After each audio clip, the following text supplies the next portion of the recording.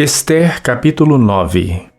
E no 12º mês, que é o mês de Adar, no dia 13 do mesmo mês em que chegou a palavra do rei e a sua ordem para se executar, no dia em que os inimigos dos judeus esperavam assenhorear-se deles, sucedeu o contrário, porque os judeus foram os que se assenhorearam dos que os odiavam.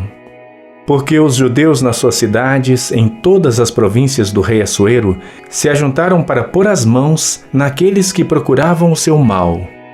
E ninguém podia resistir-lhes, porque o medo deles caíra sobre todos aqueles povos. E todos os líderes das províncias, e os sátrapas e os governadores, e os que faziam a obra do rei, auxiliavam os judeus, porque tinha caído sobre eles o temor de Mardoqueu. Porque Mardoqueu era grande na casa do rei, e a sua fama crescia por todas as províncias, porque o homem Mardoqueu ia sendo engrandecido. Feriram, pois, os judeus a todos os seus inimigos, a golpes de espada, com matança e com destruição, e fizeram dos seus inimigos o que quiseram.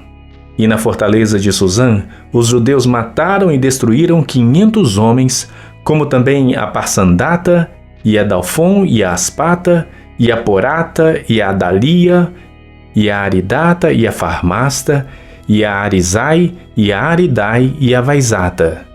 Os 10 filhos de Amã, filho de Amedata, o inimigo dos judeus, mataram, porém ao despojo não estenderam a sua mão. No mesmo dia foi comunicado ao rei o número dos mortos na fortaleza de Suzã. E disse o rei à rainha Ester: na fortaleza de Suzã, os judeus mataram e destruíram 500 homens e os 10 filhos de Amã. Nas mais províncias do rei, que teriam feito? Qual é, pois, a tua petição? E dar-se-te-á. Ou qual é ainda o teu requerimento? E far-se-á. Então disse Ester: se bem parecer ao rei, conceda-se aos judeus que se acham em Suzã, que também façam amanhã, conforme ao mandado de hoje, e pendurem numa forca os 10 filhos de Amã. Então disse o rei que assim se fizesse, e publicou-se um edito em Suzã, e enforcaram os 10 filhos de Amã. E reuniram-se os judeus que se acham em Suzã, também no dia 14 do mês de Adar, e mataram em Suzã 300 homens. Porém ao despojo não estenderam a sua mão. Também os demais judeus que se achavam nas províncias do rei se reuniram e se dispuseram em defesa das suas vidas e tiveram descanso dos seus inimigos. E mataram dos seus inimigos 75.000. Porém ao despojo não estenderam a sua mão. Sucedeu isso no dia 13 do mês de Adar.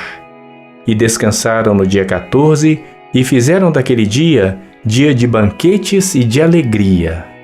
Também os judeus que se achavam em Suzã se ajuntaram nos dias 13 e 14 do mesmo.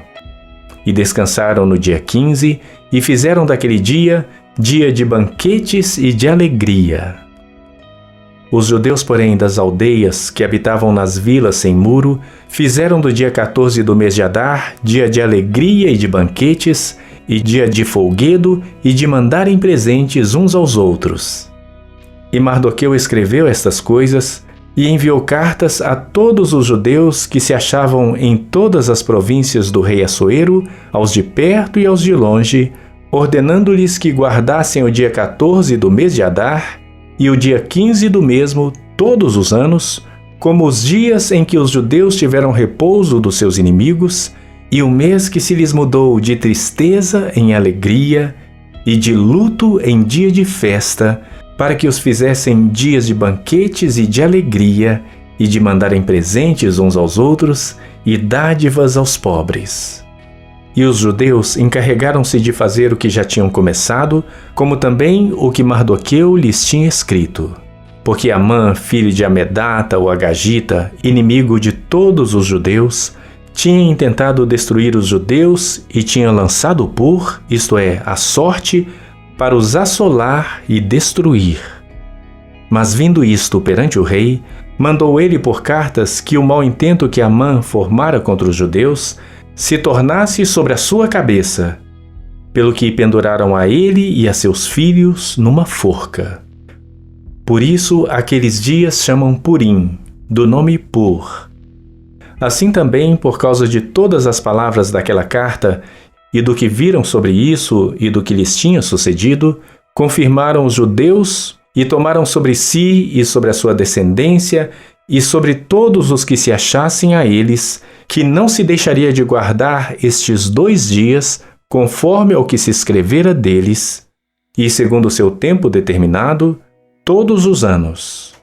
E que estes dias seriam lembrados e guardados em cada geração, família, província e cidade, e que esses dias de Purim não fossem revogados entre os judeus, e que a memória deles nunca teria fim entre os de sua descendência.